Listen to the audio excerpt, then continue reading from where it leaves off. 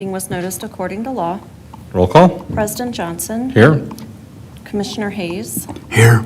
Commissioner Lederhouse. Here. Commissioner Morath. Here. Commissioner Steffen. Here. Trustee Harding. All right, we will start with citizen participation per Village Resolution 2017-01. Anyone wishing to address the Plan Commission during citizen participation will be allowed 5 minutes. Your subject must specifically relate to matters under the jurisdiction of the Plan Commission, whether on the agenda or not.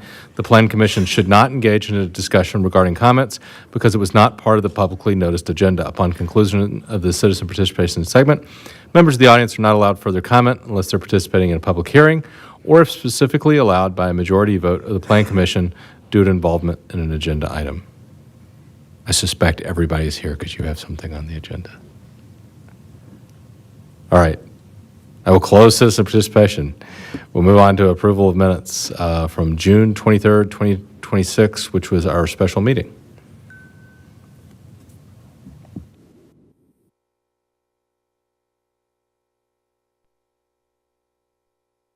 I'll abstain from voting because I was not here.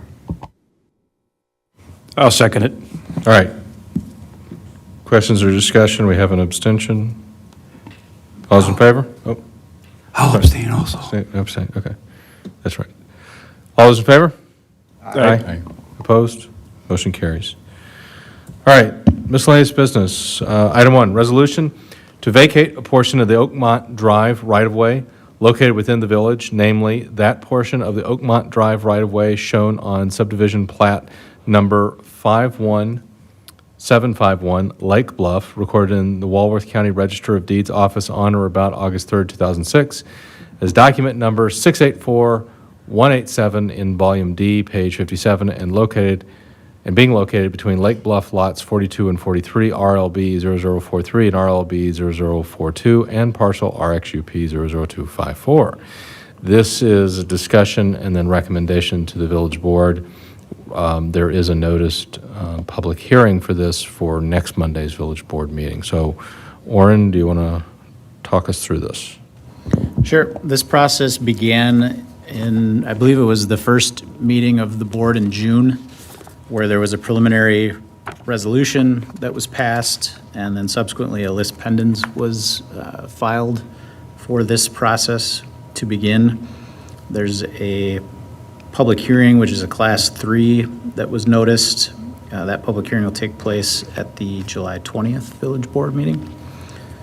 So what we're looking for is a review and recommendation from the Plan Commission to the board regarding this proposed right-of-way vacation. So this was requested by the developer. It was reviewed and is supported by the Village Director of Public Works and Utilities and the village engineer. The request is to vacate a portion of the Oakmont right-of-way that goes between two parcels currently. If you look at the exhibit that's in your packets, it goes between lots 42 and 43 to the east. The issue is between where that stubs at the end of this subdivision and the next developable parcel of land, there's an access strip that goes up. It's a narrow access strip that goes north-south up to the next area of developable farmland to the north. So anything that could go through there would have to cross that, which would be tricky because that's what's providing the access to that lot. So there would have to be some kind of rejiggering in the future of the two parcels there to the east. And at this time, again, the two staff persons who reviewed this feel that this is not needed at this time. So the idea is that it gets dissolved and absorbed into those two adjacent lots.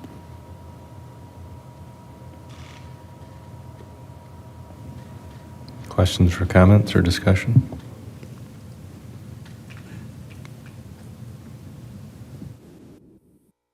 Also point out that the road that would tee into, if it did cross that kind of flagpole-like strip of land there, is the Divine Word Road, which is a private road. It's not in the village. Correct.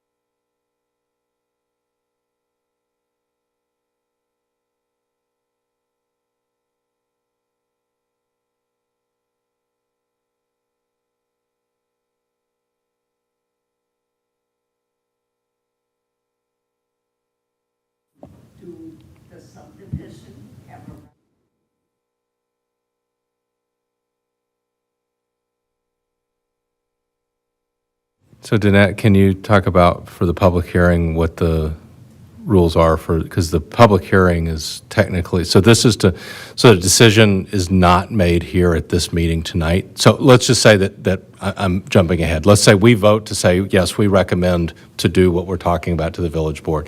That will go in front of the village board's public hearing next Monday, and that's where the actual decision is made. And so the public hearing is what was noticed and sent letters. Can you talk a little bit about that, Danette? So the letters were sent to property owners within 300 feet of the parcel in question, and the public notice was in the East Troy Times for the last 3 weeks.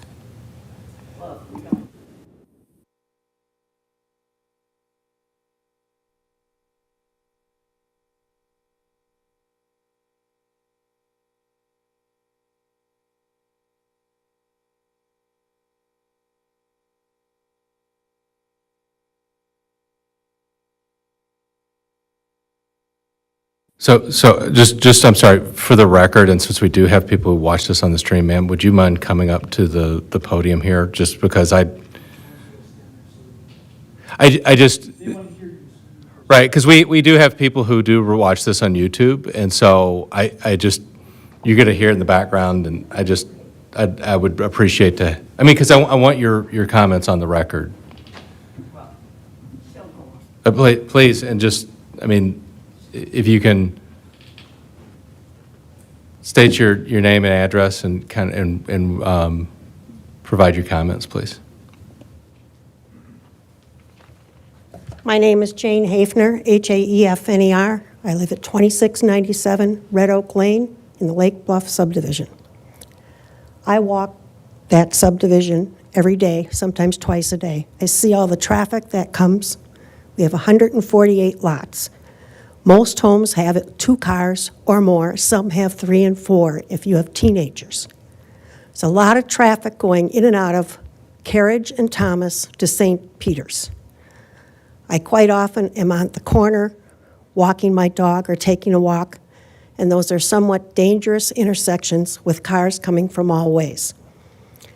If I feel we should stick with the original plan because it would help divert some of those vehicles from that front entrance and reduce the traffic on Carriage and Thomas. And I don't understand why this comes up now, why it wasn't brought up 2 years ago when they put in the road to Phase 3. They put in the roads last spring and final lay of asphalt last fall.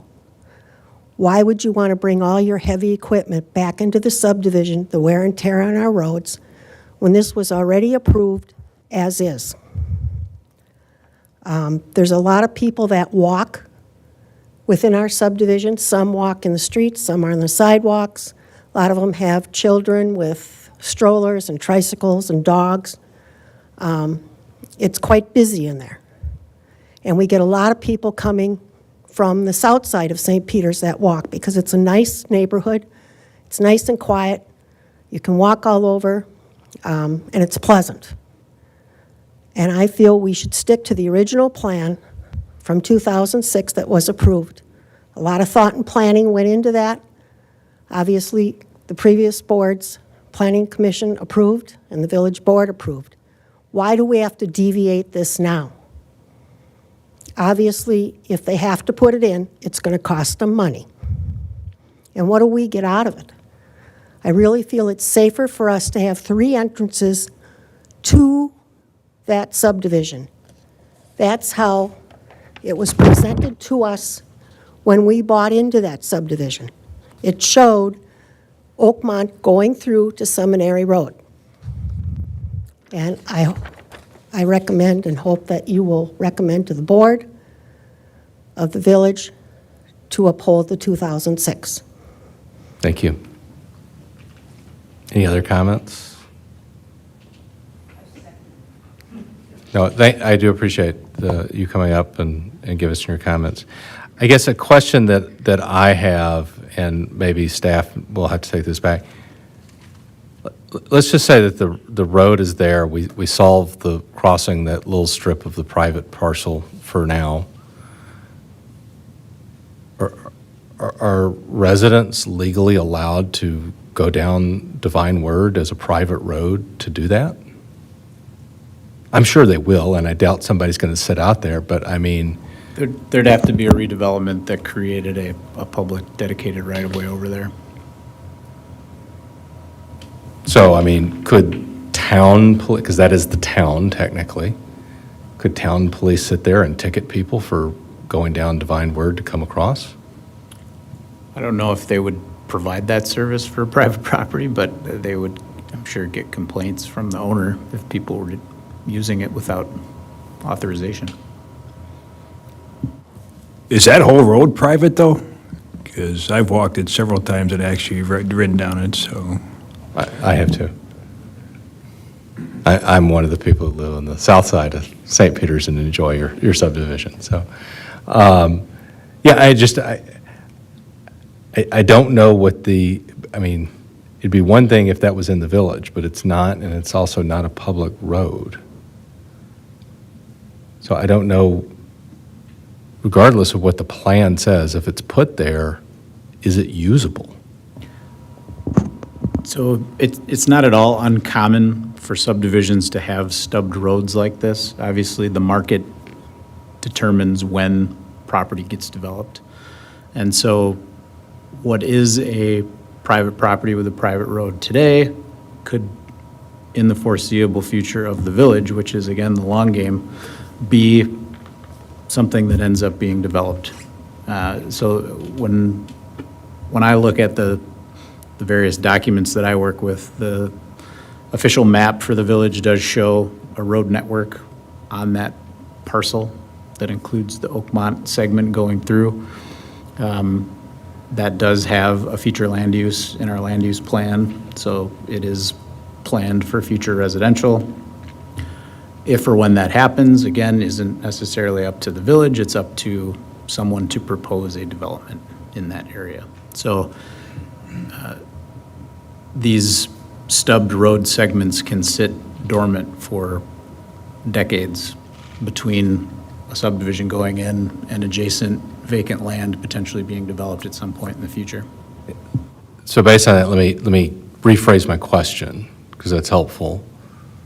If Belinsky put in that road as designed, would they, well, I guess as designed, it wouldn't even cross that property, that, I guess, because it's kind of like a flag lot, it wouldn't cross that narrow strip there, right? So there would be no additional access. It could only go to the edge of their property at this time. Okay. And So- it would sit until such time as an opportunity to connect to another public road became available. And then that would have to be if, who is it, the order that owns I can't remember who owns that farm field, they lease it out, but the Catholic order there, they own that, and if they ever chose to sell that and annex that into the village. So you're the applicant. Go ahead. Well, you know who I am. My name's John Donovan. I'm with Belinsky Homes and their Acquisitions and Development Director. So this subdivision was obviously created in 2006. It's got a final plat that was created for all three phases, which is not normal in today's world because of potential changes with preliminary plats that can modify final plats. So this is why we're here, because if phase 3 was done as a phase under preliminary plats, we would have modified this earlier. The reason we're doing it is because you have a public road stub that's actually going to connect to a private road, which is not going to be functionable because you can't go out on a private road from a public road because you don't own it. That's one of the reasons for cleaning it up. Number two is that there are no utilities here. There is no sewer, there's no water, there's no storm sewer. This will be held under the village if we leave it in the state it is, and then it will be needed to be maintained by the village as well. So we thought, since there's a corner lot there and there was a plan in the developer's agreement not to do any improvements to this, and that it was going to most likely be eliminated, we came to the conclusion that, look, 43 and 42 have corner lots. Those have different setbacks on side sets than normal standard lots do. You have to be up further off. So what we were thinking was, well, let's just add the right-of-way, get rid of it, and the city doesn't have to maintain it. It'll never be used in the future, because in order for it to work, somebody's gonna have to purchase a strip of land and then somehow make this private road a town road at minimum, so they could be connected. Or if in the future use of the village, in the expanded use, if they ever annex any lands from the town, you still need to deal with the private road. So the bottom line is, we're trying to help out you, and you guys help us out as well, so that we can not have the offset issues with the homes on the corner. It's simple as that. We're trying to eliminate something. There is no function to this road. I don't see any function to this road in the future.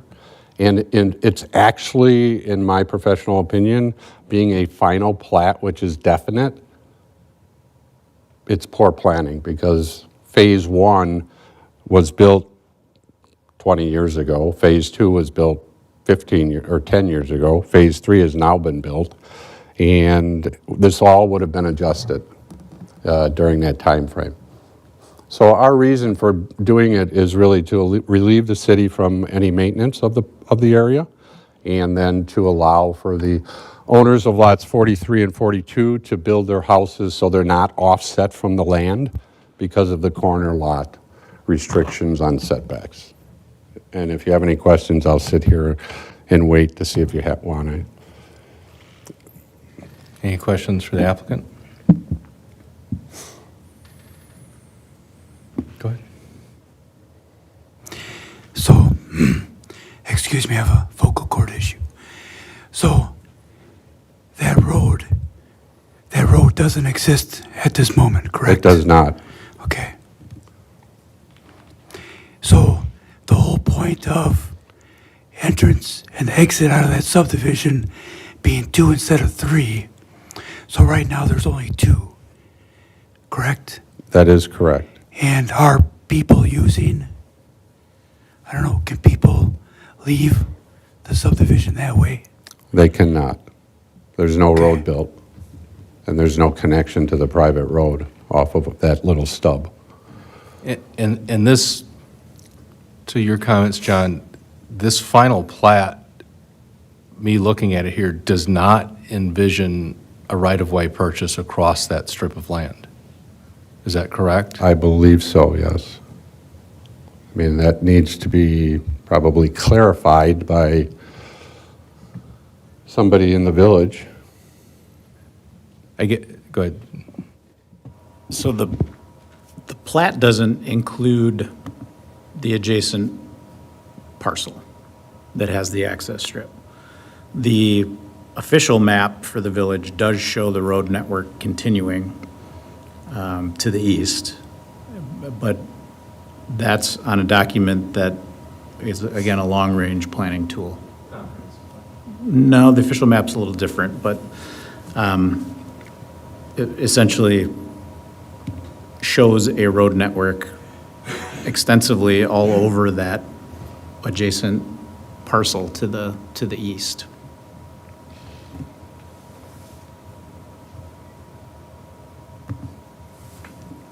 Where's the road network? This isn't a map of the road network. Oh, got it. But this does show that parcel to the north and how they own that private strip of land between the right-of-way that we're looking at vacating and the private seminary road for Divine Word. You're talking that 40 that's right up, just north of Lake Bluff? Correct. If you Yeah. notice, it's almost like a flag lot. Yeah. That is the privately owned strip that they're referring to. I thought for the audience, it would be helpful to see what they're referring to. I did have a question. If you go down at Seminary Road and you go to the right, you go you go down to Seminary Road, you go to the right, you go to Seminary, but if you go to the left, you're going to private homes at the end there. So what, do they have a right-of-way or something then, or? They must have some sort of agreement. I think those are private roads as well, but if you highlight this parcel that is owned by Divine Word, I'm calling it Divine Word, I don't think that's the actual ownership name, but you can see it encompasses the road. So they must have some sort of access agreement or easement or something for those residential properties. Yeah, because it's posted as a, sorry, Sorry. it's posted as a private road, and so is Kings Parkway there, which goes to the west, north of the parcel that we're talking about here. So, ma'am, you had a question? I live on Carriage, Mhm. and those cars fly behind me, and I don't see anything that says private road. If I remember, that Divine Word Seminary Road has been a private road for over 50 years. Goes down there, and I know a couple houses that are down there that goes to the left. They have an agreement with Divine Word Seminary to go down there to get to their houses. And that includes emergency services. But that road has been a private road for, I know, at least 50 years.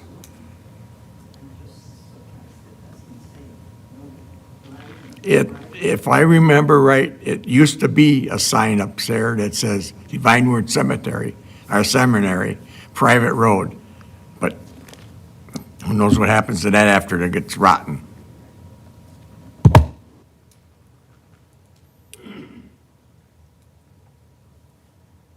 Well, hang on.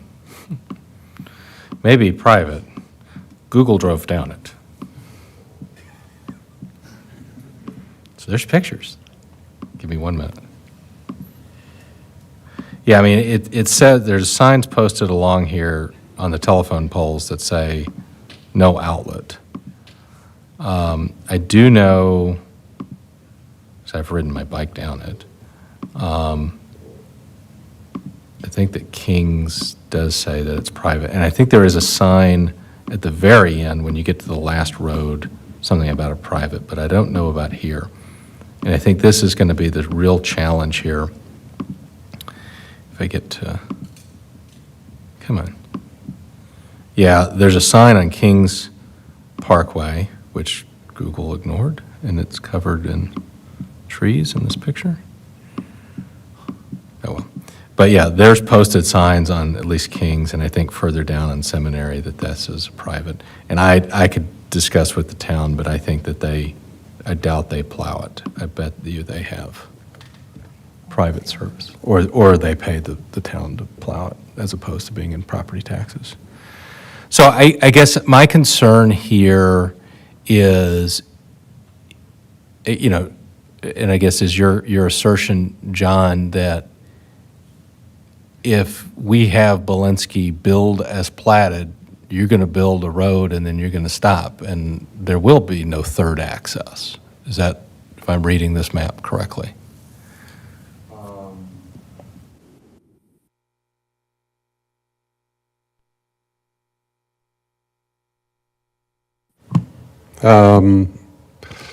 Theory, yes. We could build that road, but there may be language in the most current amendment that we may not be building that road. That may have been negotiated with our developers agreement amendment for the third phase, because the curb goes straight. There's no curb defining that road. So let's put that aside. If the road was built by anybody, it stops at the lot line. And there is no connection to the town or the private road, because there's a strip of land that's owned by somebody else, and then there's the private road. So you have to deal with two entities in order to first try and get the private road to be a town road. That would be the first thing I would think you'd have to do.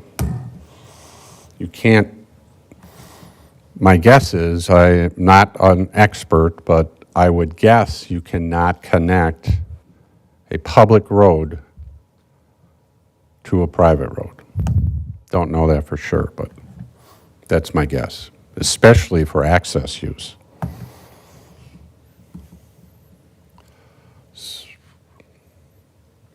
Why was it designed that way in the first place? I have no idea, because if we would have known that, if I would have known that and I wasn't here, this thing was, I've only been with Belinsky for 10 years, and this road has been, obviously, the subdivision and plat was recorded 2006. So, well, If you really, I mean, and on this topic and a ton of others, you will Yes. find lots of problems in GIS anywhere Yes. on, I mean, there are problems, and some of these things date back there are hundreds of practices that years. are done many years ago that probably would not be done today. And there would be more oversight of things being corrected, because we have a lot more people and a lot more minds looking at it internally, not just us, but from villages and engineers as well. Also, if I remember right, way back when, there are two roads there. One road is completely covered up with, you name it. Can't get through it. That's why they built the one that they got there now. It used to be way back in the, I'm gonna say the 60s, late 60s, that I can remember. There was two roads. One where if you go through there, you can't get through there now because it's all covered up with trees, And brush. junk and brush. And that's why seminary put the next road there, so they can get through it, because they couldn't take care of that one. I think my other question, and this would be, I know, probably more appropriate for the public hearing when we have our DPW director here, but the looking zoomed in at that width that we're talking about, in essence, road to road, Seminary to Carriage there down on St. Peter's, the distance between those, it looks like, just kind of eyeballing it here on this GIS, is less than 200 feet. I don't think that we would ever, in the village, have two active roadways that are 200 feet apart. That, to me, seems just as, I know we're concerned about safety. To me, that's more dangerous. So I don't think that would ever meet our standards in the village, but that would be a question for, I guess, Jason.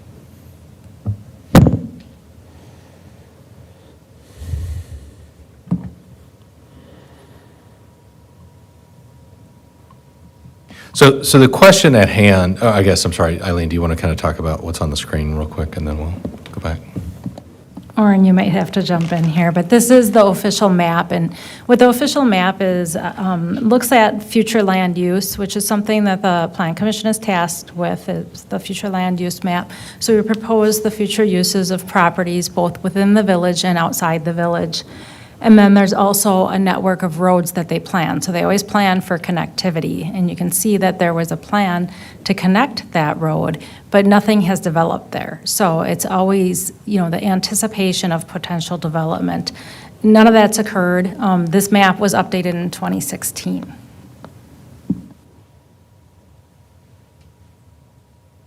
So if you grant them what they're asking, and later on that area possibly could be developed farmland, if we wanted to have another access out of the Lake Bluff subdivision, then the village would have to put it, correct? Or the developer, whoever. But in this case, if we follow, so can we go back to the applicants? But if you do what he says, Yeah. for those lots, you won't be able to do it. And that's why I get your question, that's why I wanted to show it on the map. Yeah, thank you. So in essence, John, what you're requesting isn't just abandonment of it, and then, as you said, the village comes in and mows a strip of grass there, But because of right-of-way, or setback requirements and right-of-way, because those are corner lots, even though no road would ever be there, then you're looking to basically take those lot lines to the middle of the road. Right, they would eat up the right-of-way is probably 66 feet, so they would each get 33 feet of the right-of-way and then eat it up. That's how it would work. That's how it would legally be vacated, as lands being added to the lots. Now, one thing I do want to add to that is there's what would a proposal look like for, did we ever get a proposal or on that land use or the road use that you just had up for what the roads would look like if that northern lot was ever developed? We just had the preliminary plat, but there was not an official proposal for like what the road looks like. And it really doesn't, that strip of land does not meet village road standards. So I'm not sure what the thinking was when they approved that plat in 2007, that preliminary. So this stub wouldn't even meet our standards, it's not wide enough? It's not wide It's enough only to be a 35 village feet.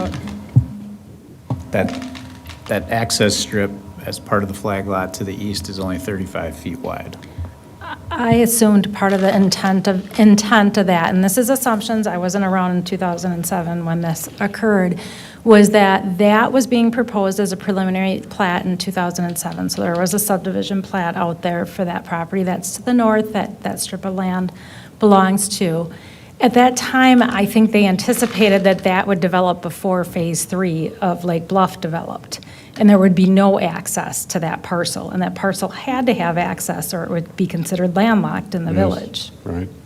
So I suspect that's why that strip of land is there, but I don't know if the intent was ever to be an actual access for both subdivisions because of it doesn't meet the standard width.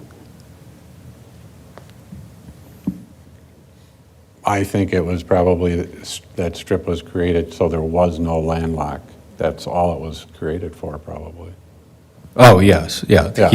keep the northern property within the village, yes. Otherwise, it would be landlocked and not valid. But so you said 35 feet, what's the standard, village standard road width? 66. 66. Yeah, so then this, Which again, that is the right-of-way of Oakmont between those two parcels currently.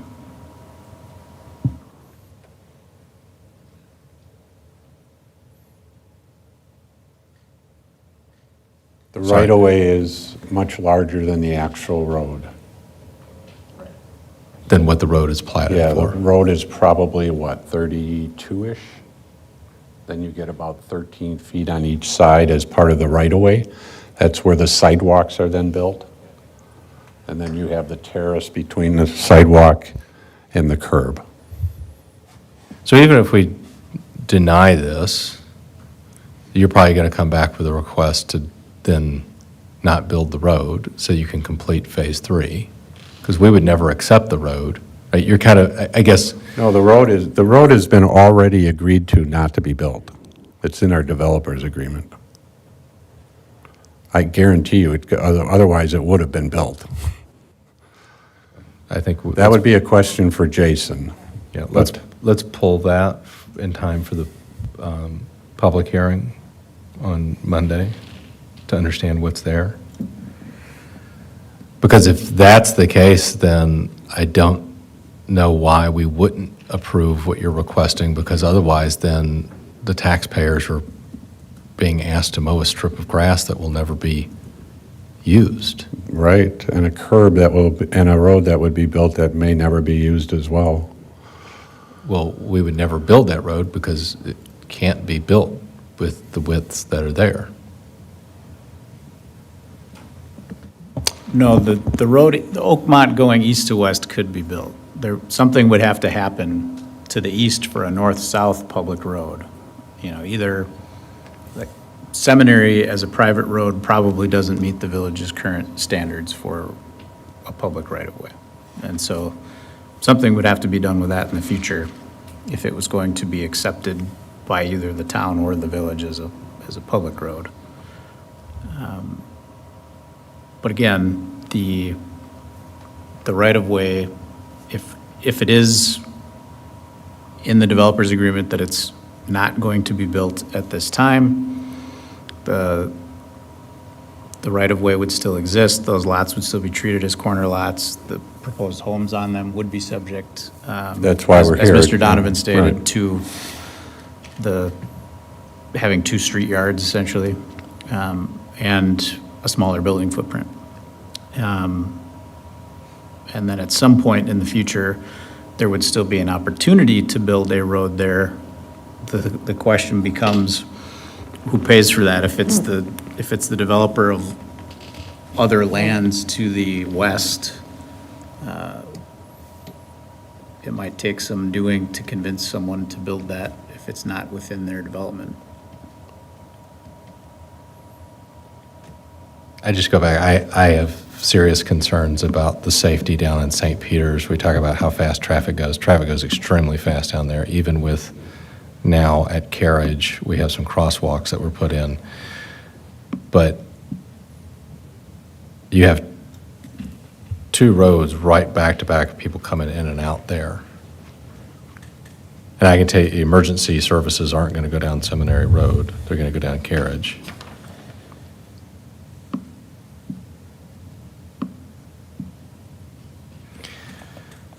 Other thoughts, comments?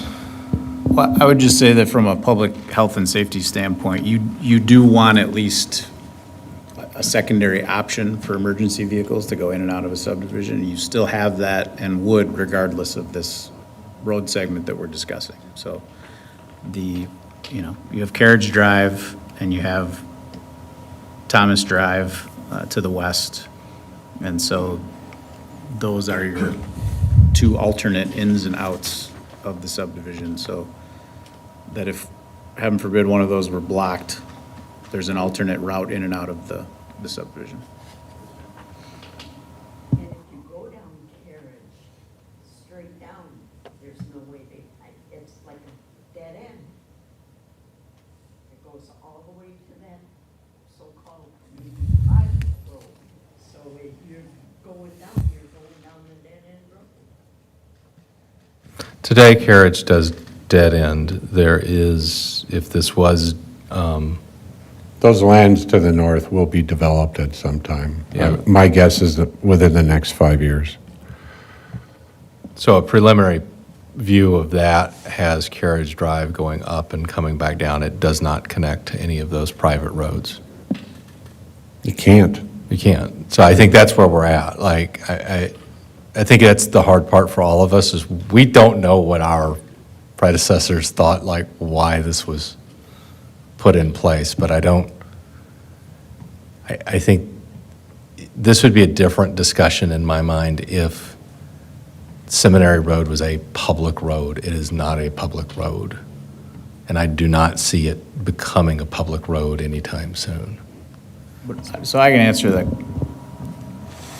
It's just because of the fact that there's developable land to the east. Even though its ownership situation might preclude development anytime in the near future, just the fact that it is vacant farmed land would be the reason to have a connection east-west to that, even if it is a road stub. The same is true of the 2 stubs for the streets within this subdivision going north. I don't know if those are being built out at this time or not, but there's currently just a vacant farm field there that's not part of this plat, and yet that was thought about and those were put in. And again, if we go back to that official map, those probably align with that, same as this one that we're discussing now. So, we don't know if or when that parcel to the north will be developed. Mr. Donovan stated potentially within the next 5 years. But we don't know that for a fact. Again, the market's going to dictate when that happens. So is this road here Yep. considered a cul-de-sac? It's not connected. No, I think it's, the dashed lines are just, Oh, you have multiple. Oh, you're saying, I see. yeah, I think there's just a break due to the dashed lines. Aren't you around the same problem? Isn't that a private road to the north? Yes. So Yeah, but it ends, there's 40 acres before the private So road. let's just say that gets developed, when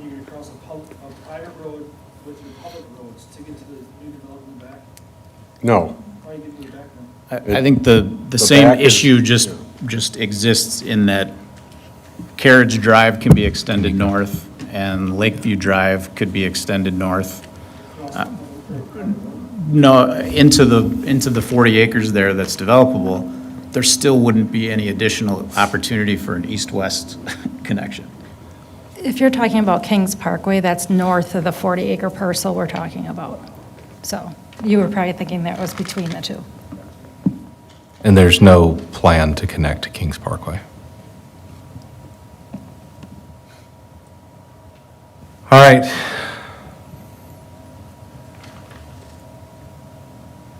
Is there a recommendation to the village board for from the planning commission for the public hearing next Monday? To recommend approval of the applicant's request or recommend denial?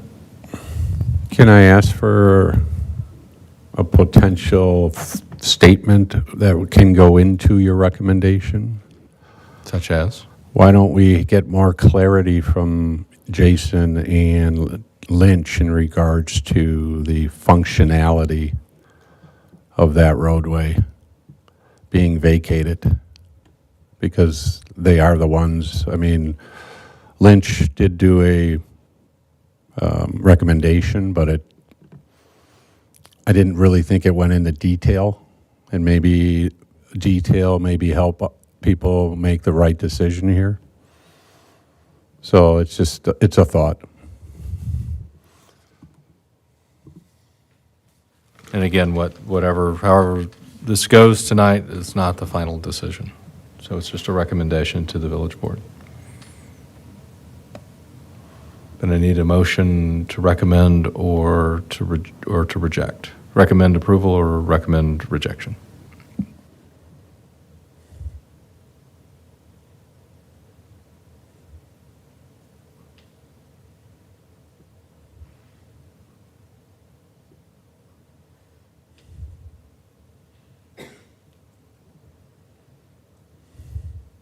I just had a quick question. Do we have to recommend anything right now until we hear from what he was asking about, hearing from Jason and everything? I mean, do we have to make a approval or denial recommendation? I think at that point, you're going to have to reschedule a public hearing, because you have a public hearing scheduled for July 20th. Not sure legally how that works. I don't have an attorney here. Orin, are you familiar with that at all? So the process does require a recommendation from the Plan Commission. And so there's a specific line for that in the final resolution for this. So if the Plan Commission were to table and take no action, then the board doesn't have a recommendation. We'd have to ask Attorney Gary whether or not the process could proceed at that point without a recommendation from the Plan Commission, or if we would have a subsequent meeting following the public hearing for the Plan Commission to consider. And at that point, if the village board takes action, right, and there's no recommendation from the Plan Commission, then what's the point? But so it may be that the board can move forward without a recommendation within a reasonable time from the Plan Commission, but again, we'd have to ask Attorney Gary. I would say the Planning Commission can apply requirements around that recommendation. So we recommend approval only item 1, 2, 3, 4, right? We do that all the time. So if there are stipulations that we want to include in that recommendation to approve, you could do that. Or if you want to phrase that as a recommend to reject, you could do that as well.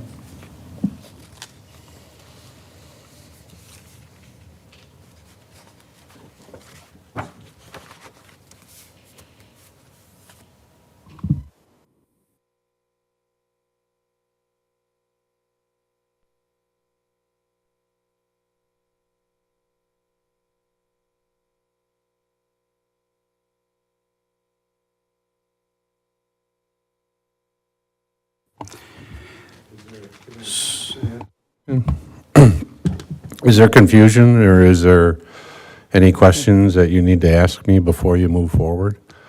Because I'm willing to, it feels like you guys are a little hesitant to make a recommendation.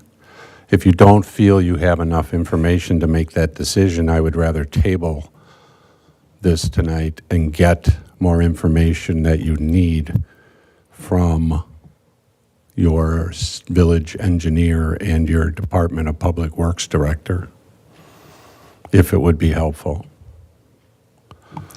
Well, it just seemed that there's a lot more questions that came up today. The village engineer, you said you wanted to submit some more stuff. So, from Lynch and whatever. I didn't say that I wanted to submit anything more. It's just that if you have questions in regards to this process and what the effects are of this road being vacated, then we need to get your engineers and Jason. I don't know why Jason's not here. It would have been helpful, but, Is he at airport? Oh, he's at airport, that's right. yeah, so, I guess, here's the way I look at it, guys, is we have, right now, the way the road is physically built, if you walk down there, it is a straight shot on the curb. There is no curb cut. The developer's agreement says that Belinsky will not build a road in there right now. And so therefore, there's a strip of grass that will sit between lots 42 and 43. Do we want to allow Belinsky to move those lot lines to the center of that road and say that there will never be a road there? Or are we going to leave it as is? The road is not constructed. At some point, the village may choose to construct it or require, if properties are developed to the north or to the east, that developer construct a road at that point, subject to right-of-way, private road, all of those things. I mean, really, I guess, Orrin, jump in, tell me if I'm wrong. The question is, do we make lots 42 and 43 bigger, or we leave them the same? Yeah, Nothing else is changing. It's an opportunity, right? Do you keep the opportunity for something to occur there in the future, or do you remove that opportunity via vacating the right-of-way and look for that potential connection further north as part of the next subdivision? Again, you'd be dealing with that private road issue again, but you wouldn't have the strip, because if you go further north, then you're past the access strip. And I guess I want to be clear for our residents that if we recommend rejection and the village board rejects this, a road's not being built right now. Like, there's nothing in the plan or the budget for that. Correct. So Yeah, it will remain an option, as you said, in the future, but it's not being built. Correct. Okay. Does that help clarify? So I will, One thing I was just not trying to understand was, I thought there was some statement that you mentioned that in the next development that's already been excluded, that road would not go in any further. Did you say something like that before? I don't know which roads you're talking about, but the two dead-end roads to the north of the property on, I believe it's Savannah Lane, those will be extended into by the other developer. We are already at the lot line on those roads. So what the 40 acres to the north ever gets developed, that developer will be responsible to connect those two roads. They are planned for that. That is the only access in and out as of right now, because of the challenge with the private road that's there, that you have no access to. So, Those two boxes I just drew. Yep. Think of this going up like a horseshoe, right? And it goes up, and then there's some houses that their backs would, those properties would abut that Kings Parkway Road, but there is no other east-west access to Seminary envisioned. So I think that's the question. Do we want to keep the option for the future, leave as is? That's, your motion is recommend to reject. If the option is we don't want the future option here, then make the lots bigger, recommend approve. I will, I'll motion to the village board to reject the plan and to keep the option open for the future. Is there a second on that motion? I'll second it. Okay, we have a motion and a second. Motion is to recommend rejection. Questions or discussion on the motion? All those in favor? Aye. Opposed? No. Motion carries. All right. Thank you. Appreciate everybody coming in and your comments. Very helpful.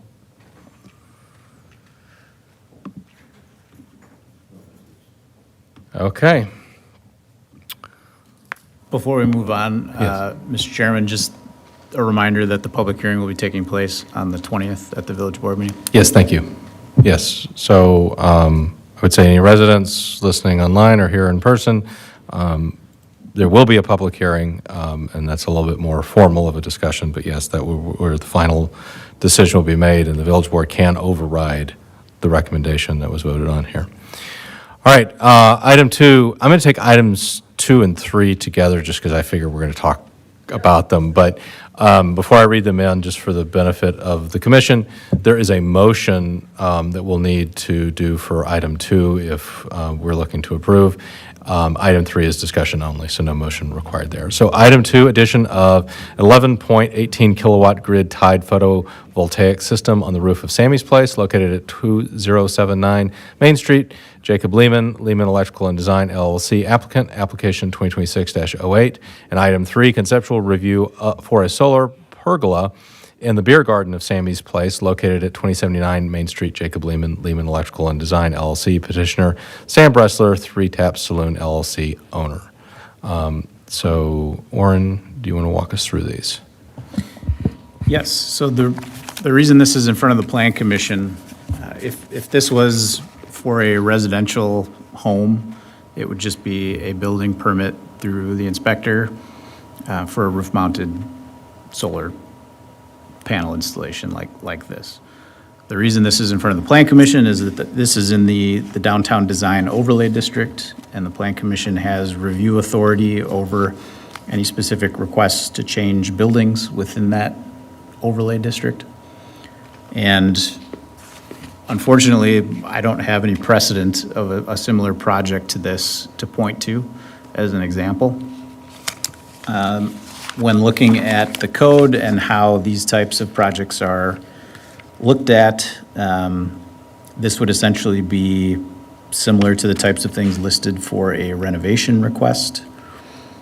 So again, the petitioner is requesting as part of the first part of this, approval to install this photovoltaic system on the roof. The array would only minimally be raised off of the roof. I think from the plans, it shows 1 foot 3/16 inch tall as far as how far this comes off of the actual roof structure. So these aren't tilting panels, these aren't the big square tracker panels that are on a pole. These are on a, rack attached to the roof, minimally raised off of that roof structure. There is a parapet on Sammy's Place. If you kind of go to the next item in the packet, there's a nice picture of Sammy's Place that's in there. Again, that's for the solar pergola, which we'll talk about next, but you can see the parapet on the roof there. So in both staff review, you have an image from the plans that were provided by the petitioner, which is Lehman Electrical and Design LLC, who's overseeing this project. That shows how the array would be laid out on the roof structure. The way that the downtown design standards look at this, again, applications involving only a change in the appearance of a property, such as painting, roofing, siding, architectural component substitution, fencing, paving, or signage with different colors, finishes, or materials, are subject to design review by the zoning administrator and the plan commission.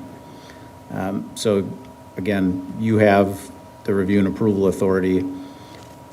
The closest thing would be a change to the roof, essentially, which is where this appurtenance would be affixed. So I have included the language for roof forms from section 510-77C6 of the zoning code, which addresses roof forms in the downtown design overlay district. And I've included the language for exterior materials, which speaks to selected building materials being compatible with those of existing buildings in the immediate area, which conform to the overlay design theme. And this gets into language that says, throughout the district, avoid cluttering building facades with brackets, wiring, meter boxes, antennas, gutters, downspouts, and other appurtenances. I don't think that the proposed system on the roof runs afoul of any of that, but again, that's up to the plan commission to make that determination and decide whether or not you want to approve something like this. So again, we're running into historic preservation and the historic design of buildings and modern technology and something that just didn't exist when these buildings were built, right? So is retrofitting it in appropriate? That's your task.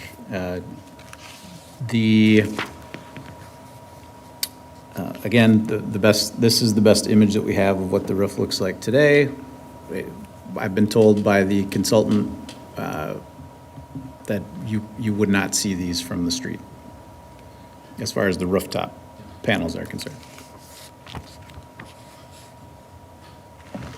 Questions on, or, yeah, go ahead. Oh, no, Oh, I didn't want to hear questions from me. yeah, I mean, if we have the applicant here and the engineers, if you have questions for the applicant. It's been a while. How's everybody doing? I mean, I'm not going to pepper you with all the questions I have, which is like to nerd out on it. So I won't waste the public's time on that. But yeah, I think this is And the most really important thing neat. to me is just to keep it visually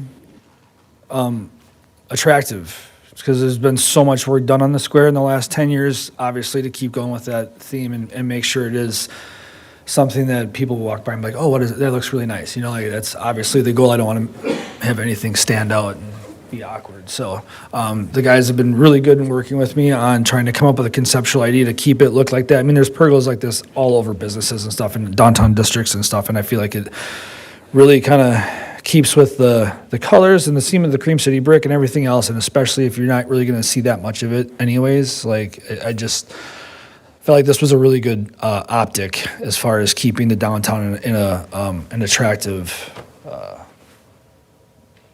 state, and then still allowing me to save a bunch of money on electricity. Questions? So is the roof only the solar panels? So you won't see anything on the roof of the bar at all. So there's two. Oh, sorry. So I guess Jacob Lehman, the owner of LL Lehman Electrical and Design, are the one designing the system. So obviously this is two parts. So obviously we have the rooftop, which is a separate permit and separate installation from the pergola. The pergola is obviously conceptual in this discussion.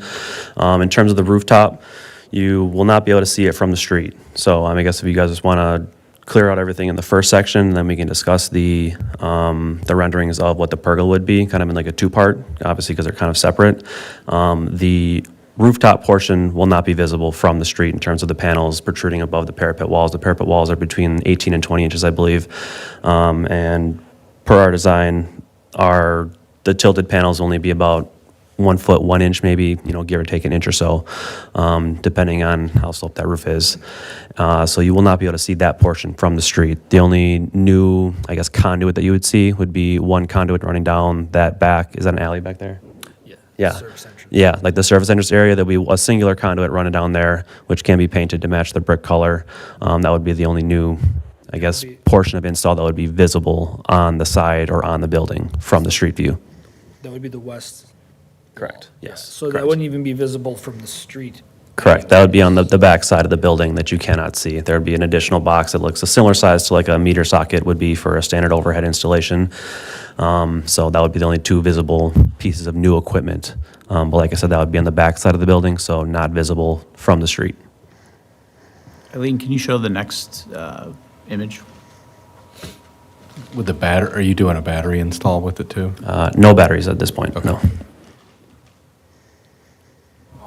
So in this, you can see the top of the roof with the array, and then you can see the proposed solar pergola, the top of that array as well.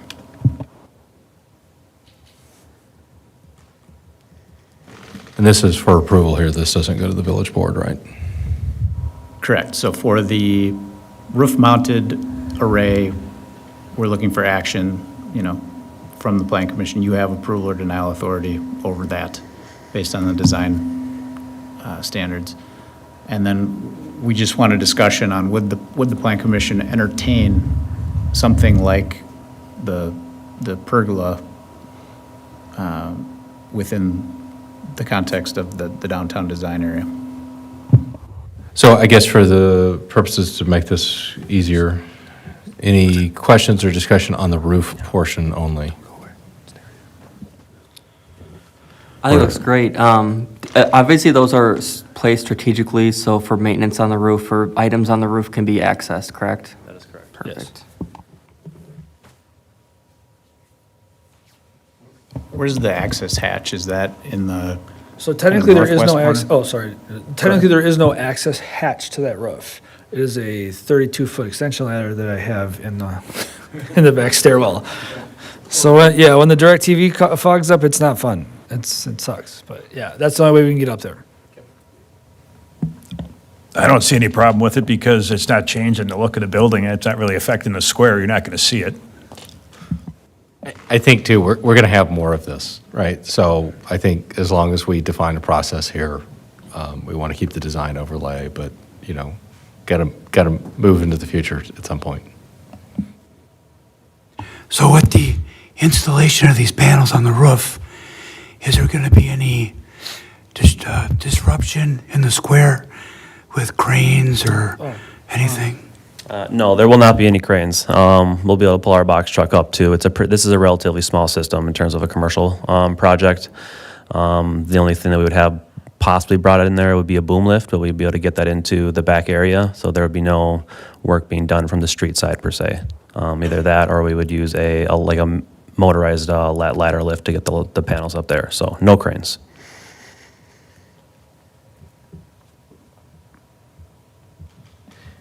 Is there a motion?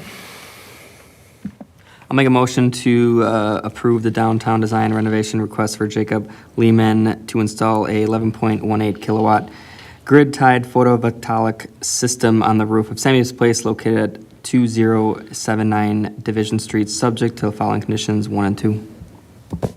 I second that. All right, questions or discussion on the motion? All those in favor? Aye. Aye. Opposed? Motion carries. All right, so let's talk about the pergola. So anything else to add about the pergola? What do you guys think about this as a concept? Realistically, if I was just to come in and ask for a pergola because I wanted to change the layout of my beer garden, is essentially, where I'm coming from is that regardless if there's solar panels on it, if I still wanted a pergola, it's just a pergola, so as long as it looks really nice and and everybody's happy with it, as far as conceptually, I mean, is there anything questions-wise about if I was just asking for a pergola? And just want to tack on some solar. I know you made changes to the fence there before, no changes to that. I'm sorry, what's that? You made some changes, I can't remember, a couple years ago. To Yeah, the wall or the fence. stone wall came out. Yeah. There was that little 5-foot gap there. It just really didn't make a whole lot of sense. So I brought the wall out to the actual sidewalk. But, I mean, this doesn't look to me like any other changes, and you just happen to put solar panels on top. Yeah. Okay. You currently have some type of roof, Yeah, oh, yeah. a smaller Smaller. roof that comes over part of your deck currently? Yeah, this would kind of be a win-win. I get some more coverage for shade and all that kind of stuff on, ideally, when I, not like I built a subdivision 20 years ago with not a good idea, but it's neither here nor there. Like, I really wish I would have built that bigger when I started. So like when I approached Lehman and those guys, they were really helping me out to try to work with, to get me some type of structure that would get me more shade. And the original plan that I had approached Lauren with was actually a bigger section of that, but like it wasn't working. It wasn't going to work out with the function of what the state was requiring for like sprinkler systems outside, apparently. Whatever. So this was like our happy medium and a win-win, and was what we have. Like I said, conceptually, what I feel is going to be, nice for the downtown area. It's not going to be an eyesore, and again, save me a bunch of money on electricity. So. Would you be removing the existing Yes, portion of absolutely, the we take roof? it out. And then is this pergola connected to the building or just? Per right up state next code, to I it? don't think it can be, Okay. as much as I would like it to be. Yeah, so the plan would be have a small gap between the building, obviously for expansion and stuff like that, and we'd probably put some sort of, I don't know, were you looking to have like a gutter or something like that to prevent water from dropping on Yeah, patrons yeah, coming in and out of that, yeah. out of that door? So some sort of way to divert the water between that gap where that door is would be the only thing that would be in between the pergola and the actual building. And realistically, if that's not, and that's kind of like on the state too. I don't really know what I'm allowed to do with that, but if they tell me I can, so the customers will have to walk out and rain for a foot to get to the pergola protection, per se, I guess. What is the estimated height of that structure? It's about 15, I should have brought that. It's about 15 feet. It slopes down slightly from the front to back. I think it goes from about 12 feet up to 15 feet from the front to the back. How's North to south, sorry. snow and ice handled with the panels? So it's no different than a standard roof. These panels are all black. So the panels actually serve as the roof with this system. And then they have like waterproof gaskets that go in between. So rather than building a structure with a roof on it and then putting solar panels on top of that, the panels act as the roof. So I'm not sure if you guys have seen a lot of solar in East Troy at all, but in the winter, typically as soon as the sun comes out, those black panels actually heat up quite a bit faster than you would think, and a lot of that snow just melts and rolls right off the back. And it's all designed for snow loads for this state and this area. Yeah, and so then you won't, if you get any melt in between there, you said you've got it sealed, so then that's just going to Yeah, come this down. is the system. This is through a company called Couliard Projects. They do a lot of these across the state of Wisconsin, and they have some patented system that has a gasket that goes through, similar to like what you see, like maybe like the airport, where they have those the glass canopy, and then they have just rubber gaskets that go in between. They smush together and prevent any leakage through there. So do you need solar panels in both areas? Because one area is not enough? That is correct. So in turn, Oh, no, yeah, so based on the consumption of the building, in order to fully offset the full usage of the building, we would need this structure in order to offset that fully. So I know you said the top was black, but people are gonna see underneath the panel. What does the underneath look like? So pretty much what you see there. So that was another thing that that was why this is a conceptual discussion. We do have the ability to build some sort of something under there if that is a problem for the board in terms of that looking too modern or too techy or whatever you want to call it, to cover the underside of those panels so that you cannot see the panels per se. So in the way that we are designing it is faced away from the road, so you actually can't see the panels from any angle.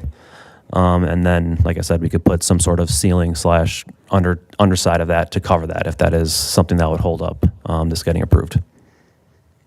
We would prefer not to have to do that if at all possible, but obviously want to work with you guys and, I mean, I think the only design issue that I would bring up is kind of what we talked about the other one, which is just making sure that wiring and conduits and things like that are done well, which I know you will, so I'm not. Yeah, similar thing to that, we would route all the conduits to the north side, west side of the building. the back is, the back of the service enters in the west side. So, yeah, the back west side, all the conduits would go off the back side of those, so you probably wouldn't even see any of those conduits coming up the back, and then we would also color match those to the cedar post structure that is actually supporting the roof system. And I guess from a color standpoint, that cedar, what's its life in terms of, being exposed out in the elements like that? And I'm sure it's treated, but at some point, Yeah, I'm sure it's a treated cedar, so no different than any normal cedar. It would require upkeep over time in terms of restaining and resealing. At least in my experience, the last anywhere from 8 to 10 years before you need to upkeep it. So obviously that needs to be a stipulation, that'd be no different than paint chipping or falling off the side of a building.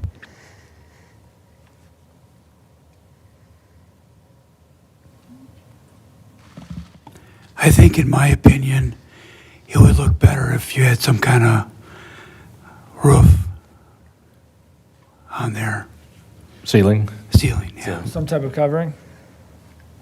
Okay.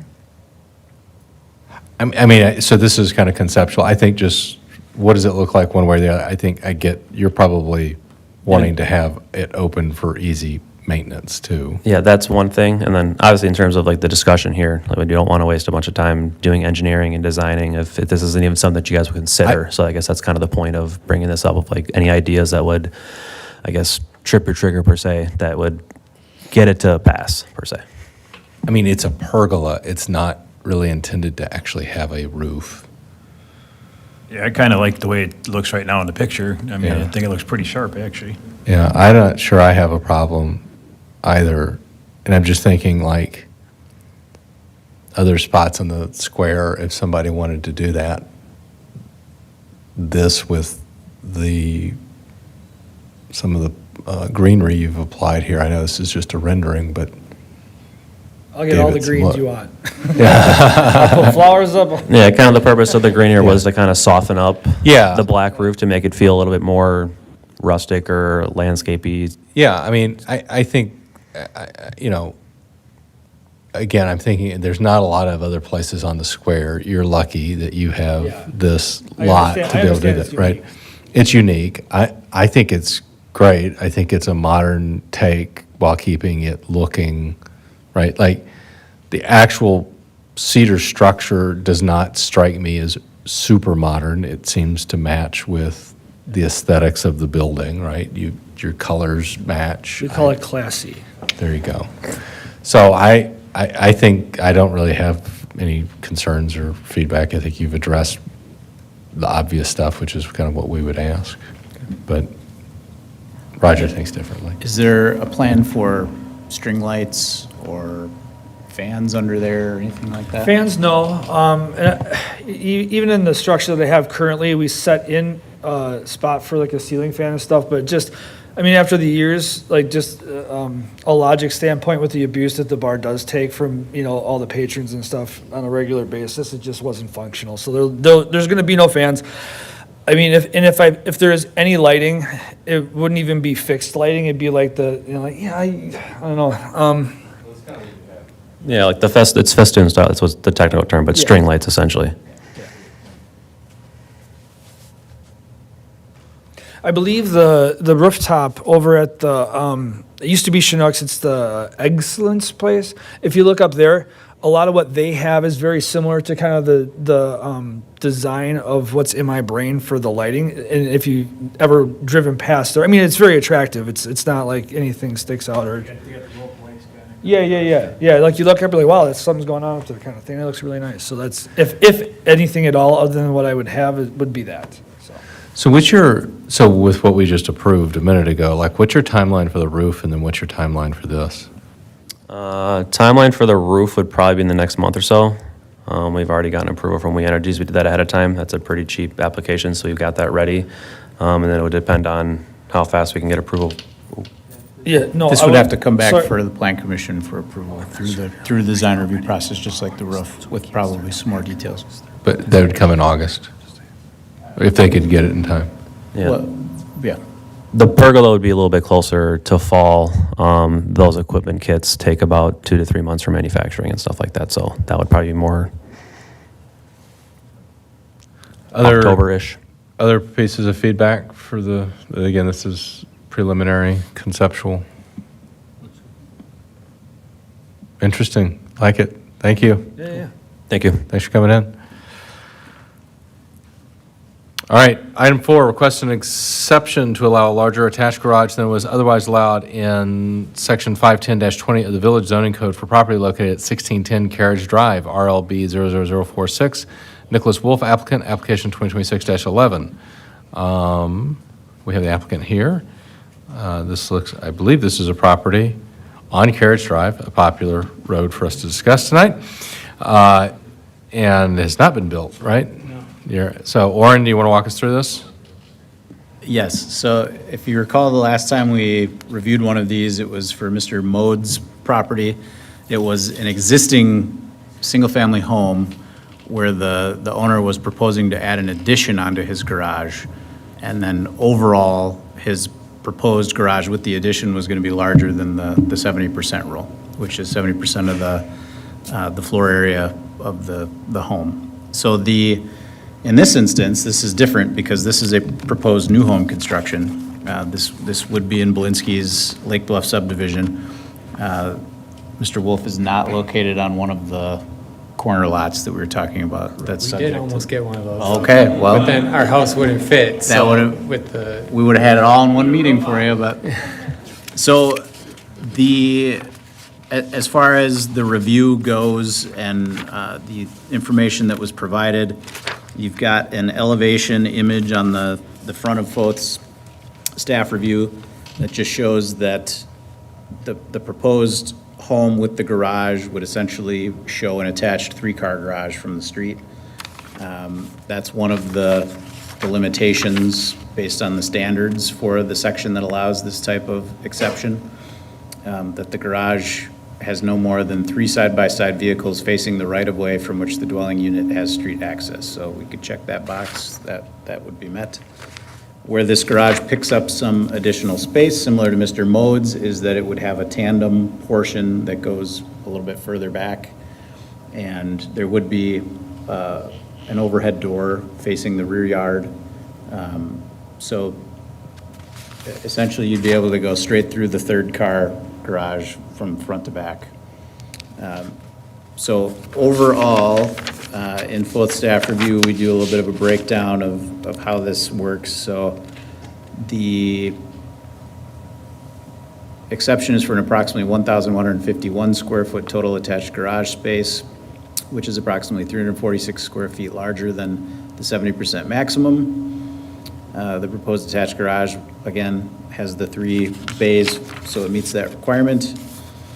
One of the considerations is an equivalent reduction in the total floor area of accessory buildings. It's a bit of a moot point in this instance because the protective covenants for the subdivision, I think you mentioned, don't allow for I did actually detached double check structures. that this morning. Yeah. And we do allow up to 190 square feet of Okay, so outbuilding. we were gonna do the deed restriction anyways, because it says we have to, but in this case, you would still be able to build something, so you'd be limited to 138 square feet, based on subtracting out from the max of what you could have built based on your lot size to removing the difference based on the garage being a bit larger. So, That is correct. Now, from my understanding, that was the whole point of building this larger garage because the Wolves do not want any sort of shed. yeah, we kind of want to preserve as much of the backyard as we can for dogs and our son and stuff like that. So we kind of wanted to just take that extra square and just make it meet the back of the house. And then we could use that as like what we would have in a normal storage shed, tools, yard tools, our kids' toys, whatever. And then the garage door on the back is just more so it's just easier to get stuff in and out into the backyard. well, I can guarantee you will have bikes and kids' toys in that space, I so, know. from personal experience.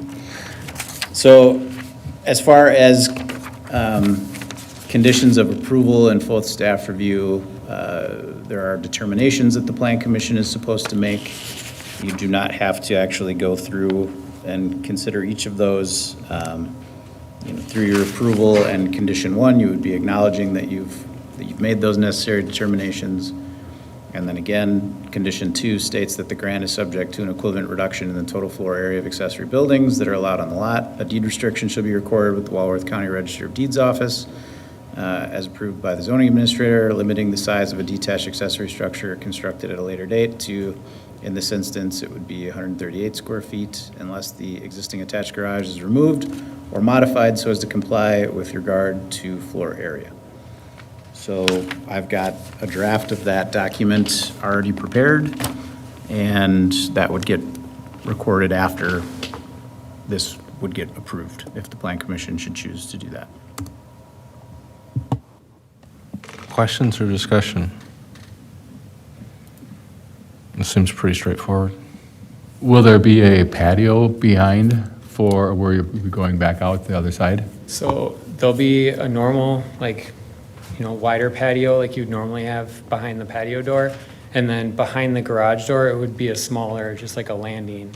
So it's not just like grass going straight up to the door on the back. There'd be like, a few feet of concrete.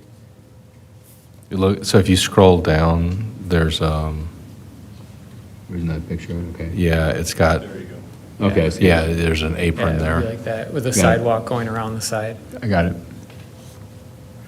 And I'm sorry, did you say that's an overhead door on the back? Yeah. Okay. A manual one, not Okay. like a garage clicker and everything. Yeah, okay. I don't plan to be pulling cars in my backyard.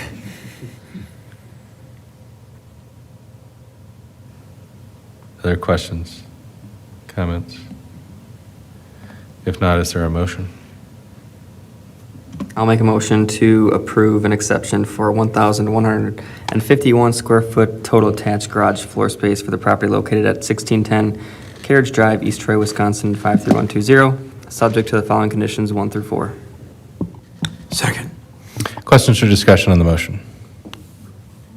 All those in favor? Aye. Opposed? Motion carries. Thanks for coming in. Thank you.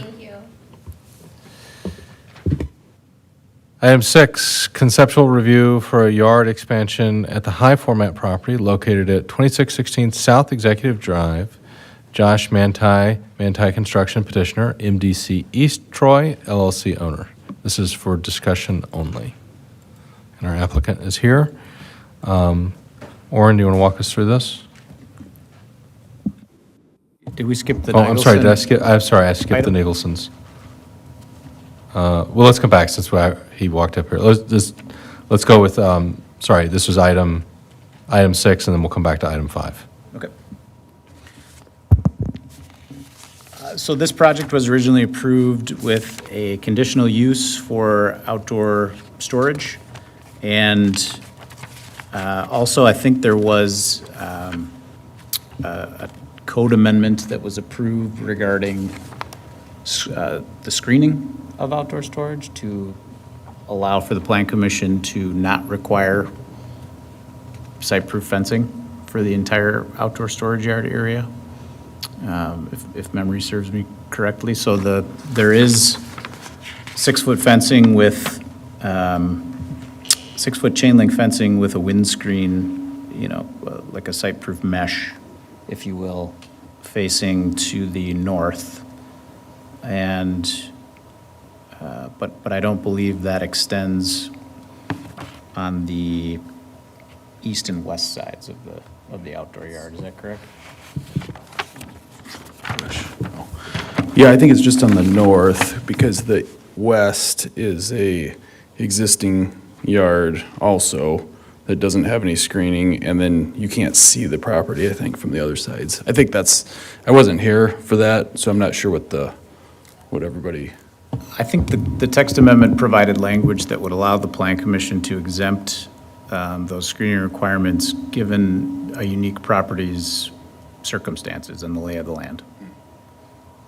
And that was done for the initial part of this yard. So what's being asked of the Plan Commission here tonight is, again, we're not taking any action, but discussion on whether or not the Plan Commission feels that this would be something that is minor and could be done through a site plan amendment, or would this be something that would be considered major and require an amendment to the conditional use for the parcel.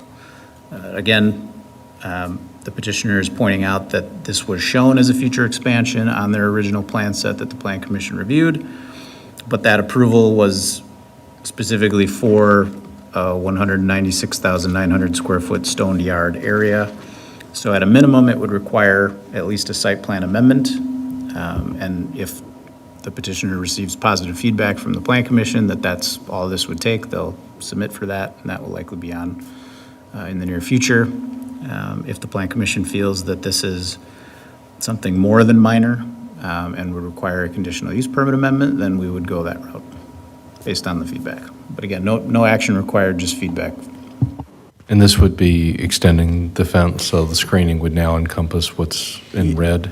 Yeah, the screening is all across the north. The building screens it, and then there's fencing. But really what we're talking about, I wasn't really proposing anything on the, no changes to the existing screening, but if you go into the lot, there's a big, roughly 4 acres of gravelled surface, which is our storage area for all of our products. And we're looking to try to add another couple acres to that, to the south. So it'd be just an extension of that. The original plan that shows in here that Brian Builders did, the grading was all, it was kind of contemplated that this would potentially happen in the future. So all the water sheds to the appropriate areas per the plan. Now, I don't think it's exactly graded like it shows. But our proposal would be to continue following that originally. If you go to the next page, it shows the contours. It would be to follow that exact grading plan. So we would just basically take the topsoil out of that area in red and then follow that exact same grading plan and then convert it to gravel. Which I think is it's about another 2.5 acres, 2.4, I think.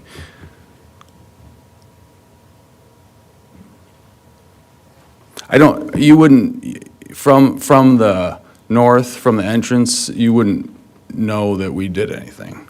You wouldn't be able to see it unless you entered the site. And that's just for more additional outdoor storage then?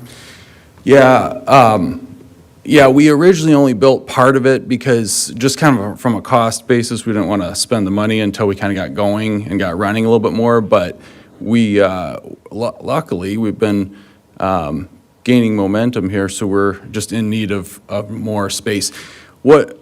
We make landscape products and stuff, so it's a very seasonal business. So what you end up doing is kind of running all year, but then you end up having to build inventory through the winter and the spring and late fall, but then you sell it all down in the summer. So because our sales are growing, you just have to have enough of that buffer.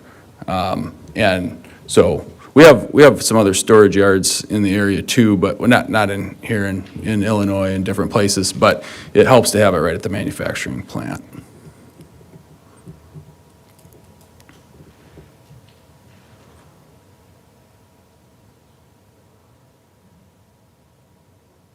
Without that space, we would, and we may actually come back again and ask to finish it the rest of the way out at some point, but like, we would not be able to add a second shift without adding more space. And we're probably right at the limit for the first shift. So we would be looking at potentially adding a second shift next year, and this is kind of with that kind of we got to see how the year finishes out, but within the next year or two. So that's kind of why we're looking ahead at, we would need the space to be able to do that. I think my only comment would be, right now, there's nobody to the south, which is left on this diagram, right? Yes. So similar to your neighbor, MP Systems, there's not really any screening. I think at some point in the future, if the property to the south of you was developed, we might come back to you and MP Systems and ask for some screening there. And you will probably want to do that for security purposes and other things, but I'm not sure I have too many concerns here. What I would love to do too there is maybe leave a little berm of topsoil on the back, because that kind of, that also helps for noise. Dirt is the best for noise. But I think that would be a nice kind of way to screen the back, but fencing is possible too, it's just not as nice.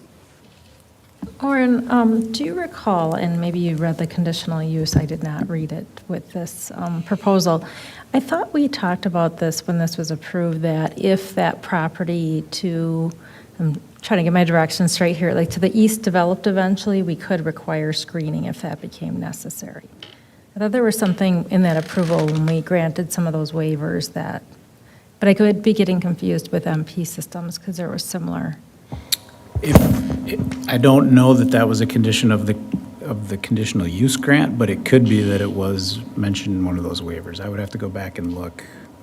I don't have those handy, but I do have that CU grant. So the east side is the retention area, right? Yes. Yeah. Yeah, there could be development, sorry, to your east or to your Or south. to the south, Right, yeah. and you've got to the west, MP Systems, and of course, the roads to the north. So I think your east-south piece of this, at some point, will probably want to have some screening if you're going to do construction for this. I think if you're going to move some dirt, go ahead and just, do a berm or something like that. I think just makes it easier. East side, you really don't want to do that because you lose, the reason I didn't want to do the screening there is it becomes very hard to maintain the slope of that pond, because you can't reach in there. That's right, yeah. and get But it. you do have a tree line there to the east of the There is retention down, pond. it's yeah. down a lot lower, Yeah. so we are up a lot higher. So Okay. if you develop to the east, you're looking up at this property, you would be able to, see it. I mean, at some point, if we needed to do a fence there, we could. It makes it hard to maintain that. All the water comes down into that pond, and it would just, I don't even think we own that pond, right? I think the village maybe, or the development does. You do own the pond that's Oh, on do your we? property. The other one is a Okay. regional, but you own. Okay, we so- own this one? Yeah, a portion, the front portion of your property drains to the regional, but the back portion drains to your. Goes to this one? Yeah. Okay, You're the only property that drains to that pond, so that's why it's yours. okay. So I think for. Our own pond. Yeah. Put fish in there. Exactly. There are fish in there somehow. I think somebody from the plant did that. Yeah. You got to have a hobby. Yeah, so I think for the purposes, though, here, I don't think this is any different than what we've done with your neighbor. I mean, I think it's a site plan amendment. I'm not sure I would go any further, but I'm seeing nodding from other plant commissioners, so I think I got the direction we need. cool. What does that mean? Does that, for me, or should I just follow up with you? Yeah. All right, We can follow up perfect. tomorrow. We'll refer you to the expert. All right. He makes sure that we walk the straight and narrow here. Perfect. Thank you. Thanks for coming in. Appreciate it. Thank you. All right, I'm going to go back to item 5 that I neglected. Item 5, site plan and architectural review for exterior painting, new windows, awning, and lighting for the property located at 2654 Main Street, RXUP 00134, Tanya Niegelson, Niegelson Enterprises LLC, applicant, application 2026-12. This is discussion and possible action. And this is subject to a facade grant, right, that the village board awarded. So we're kind of Correct. we're cleaning up something we should have done, but we've neglected to do. So this is the proposed, this is the property on Main Street there. This is kind of the block building. They're looking to redo that. Part of some of the grants that they got through the CDA and the village board approved. Also, some of their large metal buildings they've recently, you may have driven by, have repainted those as well. But this is to change how that building looks, and I think this is an excellent improvement. This was a Ford garage? This is the Ford dealership? Yes. Okay. Grunwald. Grunwald, okay. And I believe they're still deciding internal uses for the property, so, but they would be consistent with zoning for highway business. Yeah, my only comment, I think this is a nice improvement. I think it was very well thought out, the changes that they're making. Because there's exterior lighting being added, I would ask that the approval be subject to the petitioner submitting a photometric plan to the zoning administrator for review and approval, just to make sure that the lighting levels are what they need to be at the lot lines. They are proposing, they've provided cut sheets for the fixtures on one of the images provided, maybe a little further down. But as far as what the lighting levels would be at the lot line. So you can see these gooseneck lights that are being proposed for the front. They're using the one with a pretty good shield on it. That's just going to splash light back towards the wall, the front wall of the building. And then they've got some LED lights that'll be attached to the sides of the buildings on one of the next images down. There you go. So it's kind of a Cobra head style light, wall packs. But again, I just want to make sure that the lighting levels are going to be appropriate. I did notice that one of these lights was a neutral, like 4,000 as far as the color of it, which is good. Depending on how bright the light is can really make a difference. So this would be more of a warmer color, which I prefer, which is a good thing. So again, it would just be confirming that those light levels at the lot line are going to meet the code. Questions, discussion? If not, is there a motion?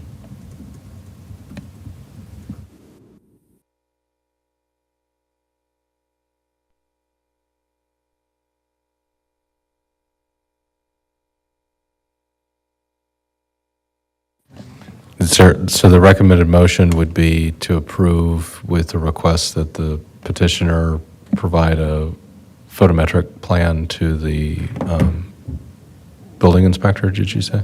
Zoning administrator. I'll make a motion to approve, subject to the petitioner submitting a photometric lighting plan to the zoning administrator for approval. I second that. Questions or discussion? All those in favor? Aye. Opposed? Motion carries.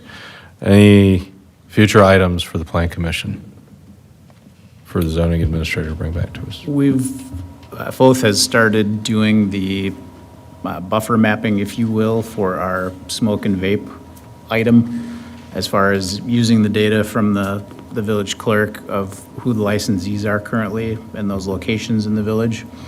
I showed the village administrator a draft of those before the meeting. So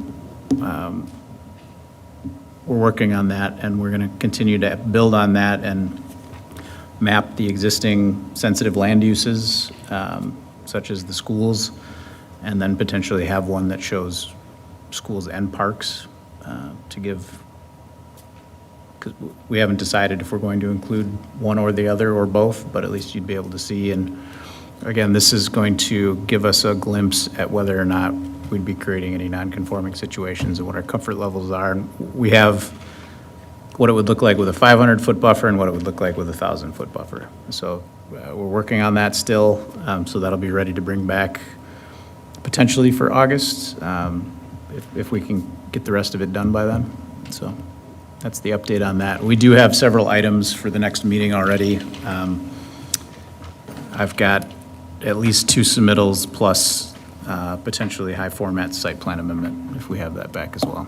We've got an item for Quick Trip. They want to add charging stations for electric vehicles in a couple parking stalls. So that'll be a site plan amendment for them. And I have one other item that's escaping me, but somebody else has also already submitted. All right, any other items?